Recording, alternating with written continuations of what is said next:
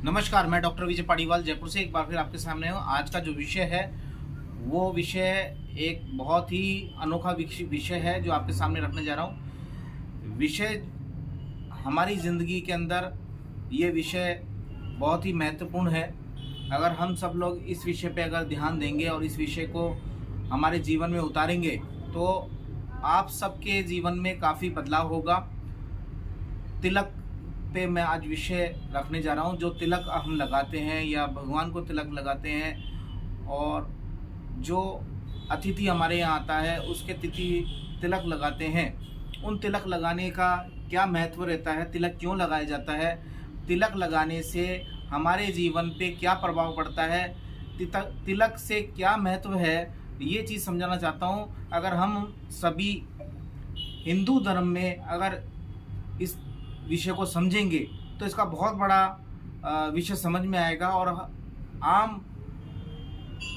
व्यक्ति इस चीज़ को समझेगा कि तिलक का क्या महत्व रहता है। तो हमारे जीवन में तिलक का बहुत बड़ा महत्व रहता है। जब हम भगवान की शरण में जाते हैं, भगवान की पूजा करते हैं, सर्वप्रथम हम तिलक से ही उनका विमोचन करते हैं और तिलक लगा के ही उन्हें सम्मान देते हैं। ऐसे ही हमारे जीवन पर भी तिलक का बहुत बड़ा रोल होता है। जो भी अतिथि हमारे यहाँ आता है तो सबसे पहले हम तिलक और चावल उनके ज़रूर लगाते हैं ताकि उनका स्वागत हो। और वो स्वागत एक अतिथि के रूप में, एक भगवान के रूप में माना जाता है। अगर कोई अतिथि हमारे आता है तो एक प्रभु के रूप में पधारता है और हम उनका सादर आमंत्रण करते हैं, सादर उनका स्वागत करते हैं। तो तिलक जो है हमारे जो तीसरा नेत्र जिसको बोलते हैं, जहाँ आत्मा विराजमान होती है, वहाँ पे तिलक लगाया जाता है।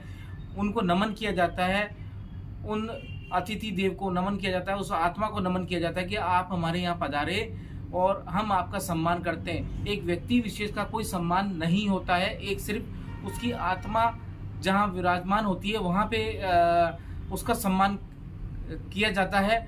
और उसी रूप में जब हम तिलक उनके लगा देते हैं तो उनसे मिलने वाला आत्मा से आशीर्वचन हमारे को प्राप्त होता है। हमारे को उनसे जो भी आशीर्वाद मन से जो हमें मिलता है वो भगवान के तरफ से हमारे को मिलता है।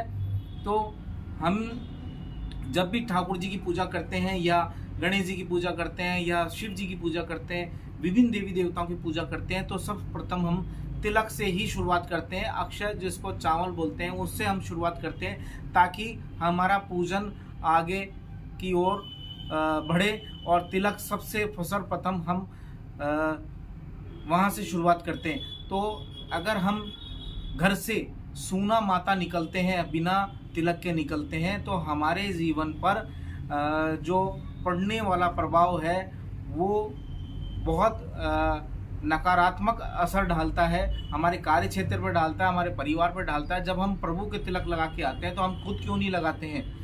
तो उस विषय पे ये था कि अगर वो तिलक लगाते हैं तो हमारे कुंडली के अंदर गुरु, सूर्य और चंद्रमा, ये तीन ग्रह जो हमारे होते हैं, ये इन तीन ग्रहों में कमी आ जाती है।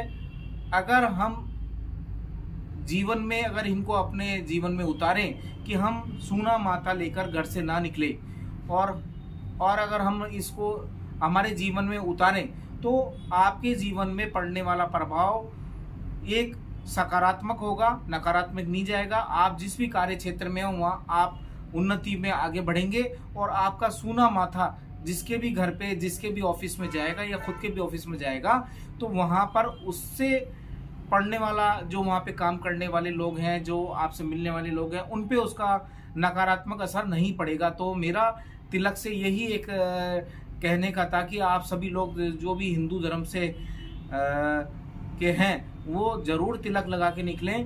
तिलक का बहुत बड़ा महत्व होता है। अगर आप इसको अपने जीवन में उतारेंगे तो आपके जीवन के अंदर जो मैंने ग्रह बताए हैं तो वो आपके ग्रह आपके सकारात्मक काम करेंगे और आपको जीवन के अंदर बहुत कुछ आगे बढ़ोतरी मिलेगी। तो आप इसे अपने जीवन में उतारें और यही मेरा कहने का आपको समझाने का था कि तिलक जीवन में बहुत बड़ा रोल अदा करता है। तो उस रोल को आप अपने जीवन में उतार के और अपने गृहस्थ जीवन में, अपने व्यापार जीवन में, मित्र मंडली के अंदर आप खुशियों से अपना जीवन को यापन करें। आप सभी को कृष्ण जन्माष्टमी की बहुत बहुत बधाई हो। आपके घर में सुगन और कान्हा जी की तरह आपके घर परिवार चले, यही मेरा आप सबको बधाई था। कृष्ण जन्माष्टमी की बहुत बहुत बधाई हो। नमस्कार।